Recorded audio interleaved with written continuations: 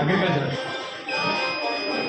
సచివాలయంలో కూడా agriculture assistant ఉండే ఏజీబీఎస్సీ డిప్లొమాలు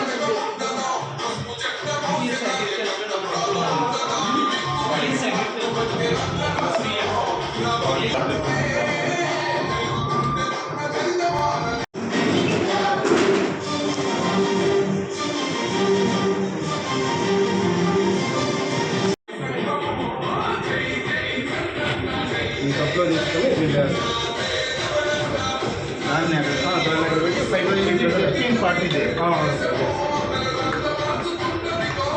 డైరెక్ట్గా అప్పుడు ఇంతకుముందు ప్రింట్ చేయదు సార్ రైతుకి ఇప్పుడు డైరెక్ట్గా బ్లూటూత్ ద్వారా రైతుకి వెళ్ళిపోతుంది సార్ ఎంత పర్సెంటేజ్ మాయిశ్చర్ ఉంది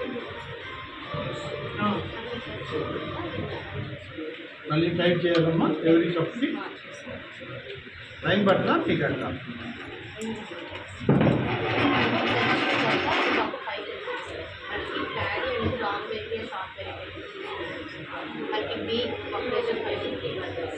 ఇక్కడ ఈ వెర్టికల్ స్కేల్ యూజ్ చేసుకొని మనకి 550 ఎక్కడ ఉందని మనం సెట్ చేసుకుంటాం. అంటే మనకి రొటేట్ చేసుకునేపోతే కప్ 5 5కి 6కి మధ్యలో మనం కప్ సెట్ చేసుకున్న తర్వాత మనకి ప్రెషర్ ఎంత ఉందని మెజర్ అవుతాం. ఇక్కడ ఈ ప్రాసెస్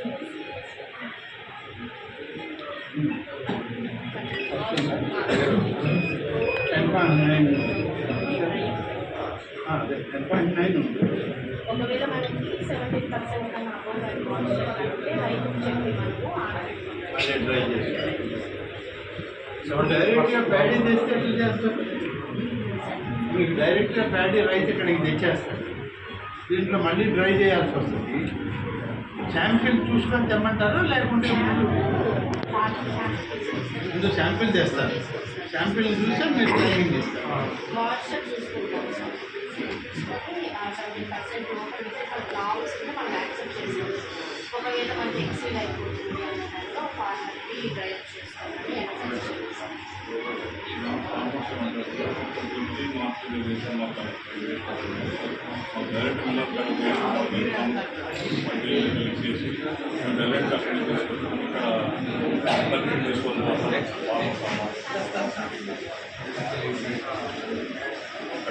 మార్కెట్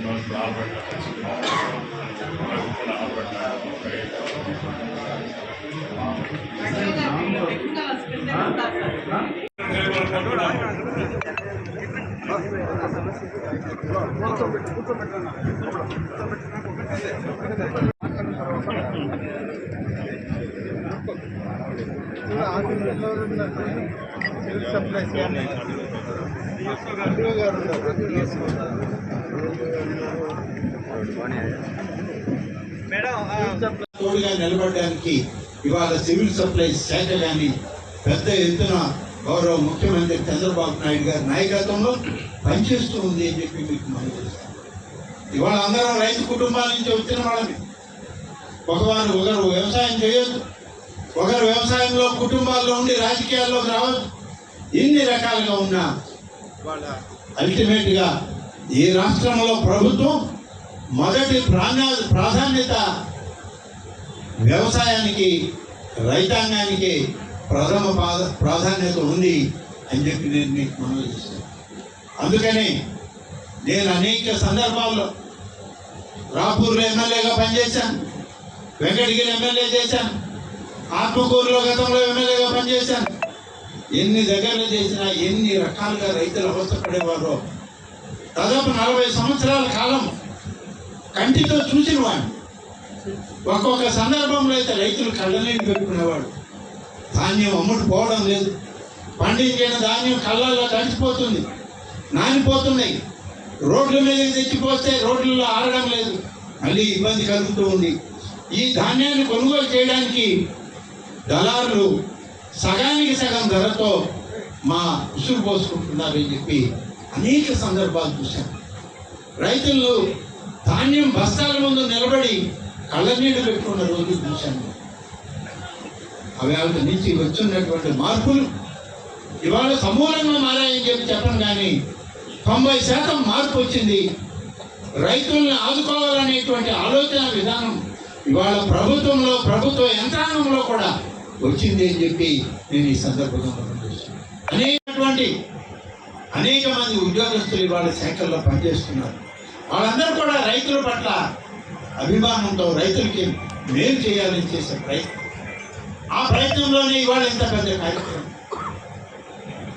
ఈ కార్యక్రమంలో పోయిన సంవత్సరం చూసాం, 2-3 రోజుల్లోనే రైతులకి వాళ్ళ అకౌంట్లకి డబ్బు పంపిస్తామని చెప్పాం. 3వ రోజు 4వ రోజు కింద డబ్బులు పంపించాం. మరి ఈ సంవత్సరం 48 గంటలు అనుకున్నాం, కానీ 24 గంటల్లోనే రైతు బ్యాంక్ అకౌంట్కి డబ్బు పంపించాలన్న నిర్ణయం ఇవాళ మన రాష్ట్రంలో ఉంది. మనకన్నా ముందు పంటలు వచ్చినాయి గోదావరి కృష్ణా జిల్లాలు. అక్కడ ధాన్యం కొనుగోలు చేసే ప్రాంతంలోనే రైతు ఉన్నాడు.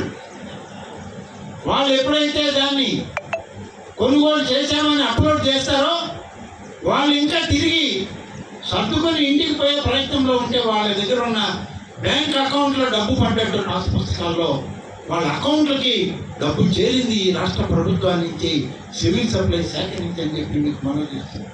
ఇటువంటి పరిస్థితి గతంలో ఎన్నడూ లేదు.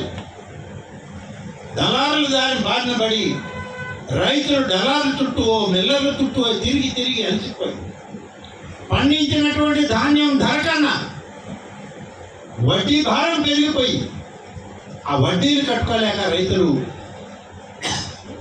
ఈ యొక్క పంటల్ని తెగనమ్ముకునే పరిస్థితి వచ్చింది. ప్రారంభించేటప్పుడు ఒక ప్రాసెస్ గురించి అడిగారు సార్. అంటే రైతు మిల్లర్ దగ్గర ఎవరు కూడా మిల్లర్ దగ్గరికి వెళ్ళాల్సిన అవసరం లేదు. రైతు కళ్ళం వద్దకే మన కొనుగోలు కేంద్రంలో ఉండేటువంటి టెక్నికల్ అసిస్టెంట్ వెళ్ళి అక్కడ ఆ కుప్పలో నుంచి